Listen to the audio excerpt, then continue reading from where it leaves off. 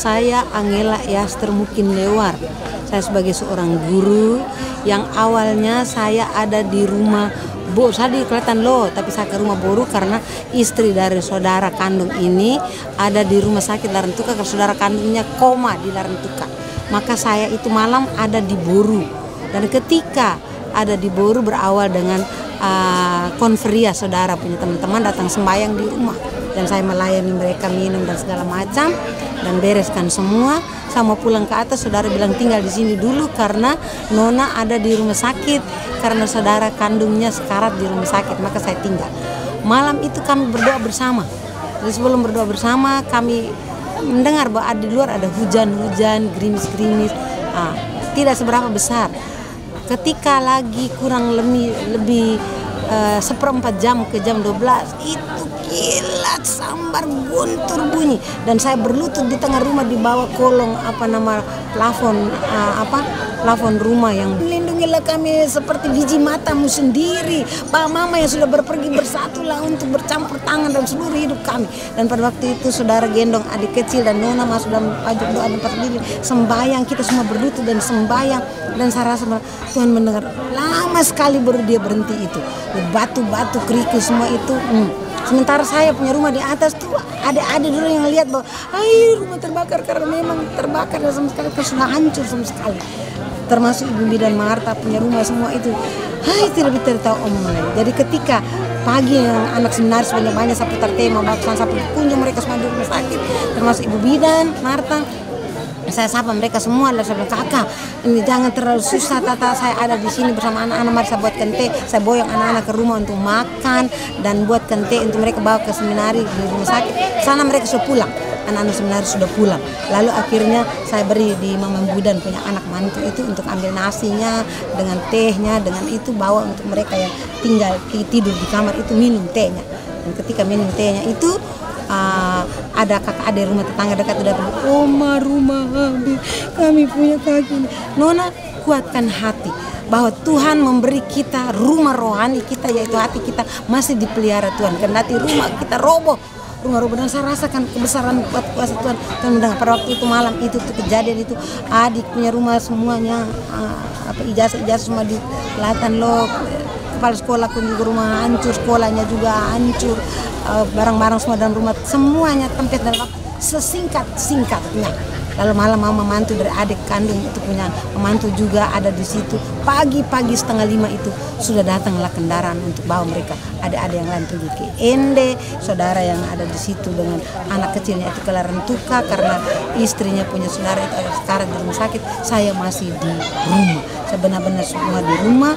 Bahkan sapu-sapu pagi saya bilang, Tuhan peliharalah kami semua walaupun remah-remah seperti ini, saya tetap menyapunya, saya membersihkan rumah yang Engkau siapkan di rumah saudara ini. Saya punya rumah sudah ambruk, tetapi saya percaya Engkau memelihara saya seperti biji matamu sendiri. Dan ketika saya merasakan bahwa Tuhan mendengar apa yang saya keluhkan itu, saya menyanyikan begini, firman Tuhan selalu berbeda. Saya menyanyi tapi sebentar menangis, saya rasa kedamaian yang sungguh besar dalam diri saya kuat, mendamai mendalam sekali dengan lagu itu. Memang Tuhan Engkau punya rencana yang indah yang besar untuk saya, tapi saya percaya Engkau pelihara kami seperti biji matamu. Yang lain sudah lari semua, saya mau lari kemana, sunyi semua di Boru. Jadi itu saya ada di Boru, rumah saya habis terbakar di Kelatan bersama Ibu Bidan dengan tetangga-tetangga di kakinya itu kena batu dan lahar panas. Aduh, ada temanku kepala sekolah yang mengajar di SD Kemiri itu lubang besar di Kelatan seperti begini sampai hampir berapa meter itu lubang besar yang batu langsung di situ. Dan baru hari ini saya datang lapor diri, saya ada di Bokang. Teman-teman dari Depok ada di mana? Saya bilang saya masih ada di Boru dan sekarang satu saudara karena saudaranya Ejanya ada sakit di rumah sakit Larantuka, mau terus ke Larantuka, saya lapor diri, saya sekarang ada di Bokang dan sekarang saya sedang atur bumbu saudara. Aduh no Tuhan, selamatnya menyapalah kami umat Allah di sini. Tadi Pak Kepala Depok ada datang, mantan Kepala Depok Pak Piodo Beke, lalu dengan itu satu teman guru Milo punya suami datang antar foto bersama. Terima kasih, tangan Tuhan berlipat ruah dalam badai yang dahsyat ini. Dan ketika tadi malam saya bacakan Mazmur 23 bahwa Allah yang besar itu dahsyat di dalam badainya, saya rasakan bahwa saya rasa macam dia ada di sekitar, dia tidak tinggalkan kita, bahwa dia ada dalam badai yang begitu dasar, dia menyapa kita dalam badai, dan ternyata dalam badai tangan-tangan Tuhan mengalir begitu banyak datang, seperti hari ini saya saksikan. Itu bukan siapa-siapa, Allah menjamah semua hati-hati untuk datang membawa